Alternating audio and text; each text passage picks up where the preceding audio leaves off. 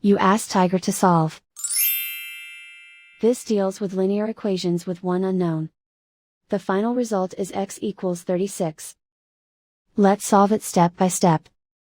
Simplify the expression. Multiply the fractions. Break up the fraction. Find the greatest common factor of the numerator and denominator. Factor out and cancel the greatest common factor. Swap sides. Group all constants on the right side of the equation. Subtract 3 from both sides. Simplify the arithmetic.